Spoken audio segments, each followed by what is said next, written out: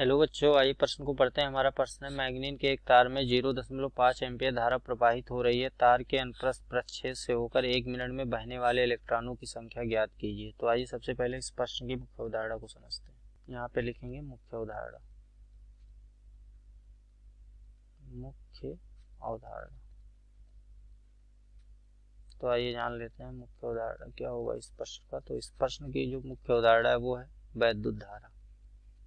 वैद्युत धारा, किसी भी चालक में प्रवाहित वैद्युत धारा क्या होती है ये जान लेते हैं।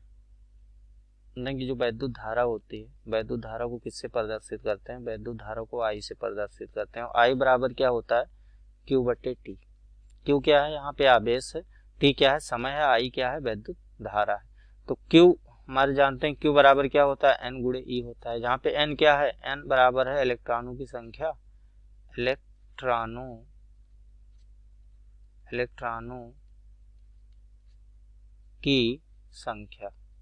की संख्या है ये। और जो हमारा ई है वो क्या है? ई क्या है? एक इलेक्ट्रॉन पर आवेश। एक इलेक्ट्रॉन पर आवेश। एक इलेक्ट्रॉन पर आवेश को ये बताता है। तो यहां से अगर हम आई निकालें तो आई बराबर हो जाएगा हमारा एन ई बटे टी। ये हो जाता है हमारा क्या? वैद्युत धारा।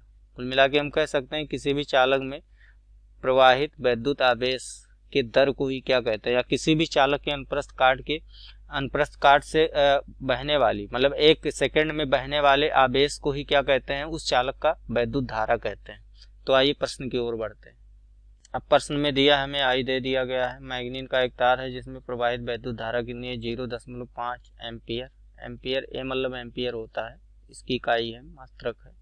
तार के अनुप्रस्थ प्रच्छेद से होकर टाइम दिया है कितना? 1 मिनट। तो यहाँ पे टी बराबर हम सेकंड में बदल लेंगे। तो 1 मिनट में कितने सेकंड होते हैं? 60 सेकंड। तो यहाँ पे 60 सेकंड लिख लेंगे।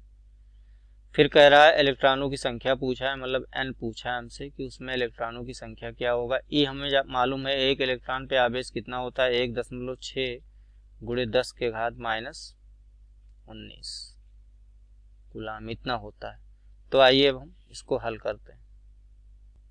तो यहाँ पर क्या करेंगे? हम हल करेंगे इसको।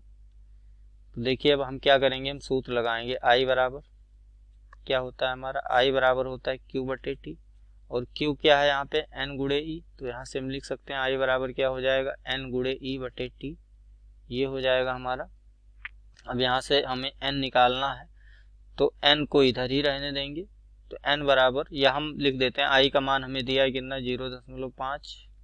एन को ऐसे ही रहने देंगे। एक इलेक्ट्रॉन पर आवेश कितना है? 1.6 गुणे 10 के घात कितना हो जाएगा? -19। और यहाँ पे क्या हो जाएगा? 1 मिनट में कितने सेकंड होते हैं? तो 60 सेकंड हो जाएगा। अब यहाँ से अगर हम एन निकालें तो एन बराबर हो जाएगा 0.5 गुणे में आ जाएगा 60। और यहाँ पे नीचे क्या आ जाएगा हमारा? 1.6 गुणे 10 का घात क्या हो जाएगा? -19।